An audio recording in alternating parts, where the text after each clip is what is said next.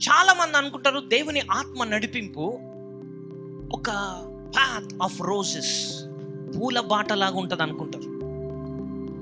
No sir, హల్లెలూయా. అందుకనే వాక్యంలో ఏముంది, ఇరుకు మార్గం నిత్య జీవాన్ని తీసుకెళ్తాడు. ఎందుకు ఇరుకు అంటున్నాడు? ఆత్మ చేత నడిపించబడ్డం అంత సులువు కాదు కాబట్టి. అందుకనే వెడల్పుగా ఉన్న మార్గంలో చాలా మంది వెళ్ళిపోతూ ఉంటారు. ఎందుకు? ఆత్మచేత నడిపించబడాల్సిన అవసరం లేదు.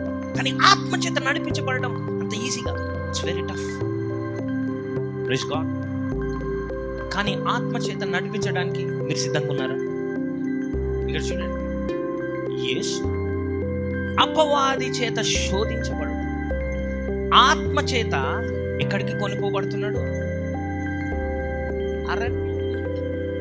మంచి జీవితానికి కదా నన్ను నడిపించాలి. కానీ దేవుని యొక్క నడిపింపు ఎక్కడికి ఉంటుందంట? యేసు ప్రభు వారిని ఎక్కడ నడిపిస్తున్నాడు? అరణ్యములోనికి. సో దేవుని నడిపింపు ఎట్లా ఉంటుంది? చాలా సార్లు కష్టంగా ఉంటుంది.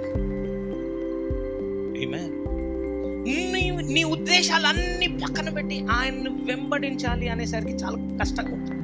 సో ఈరోజు నువ్వేం ప్రార్థించాలి? ప్రభువా నన్ను నడిపించు. ఎందుకంటే నువ్వు ఎంచుకున్న మార్గం ఎక్కడికి నిన్ను తీసుకెళ్తుందో దేవునికి ఒకరికి తెలుసు. కాబట్టి ఆయనకి నువ్వు సమర్పించుకోవడం, ఆయన మార్గాలకు లోబడడం నీకు మంచిది.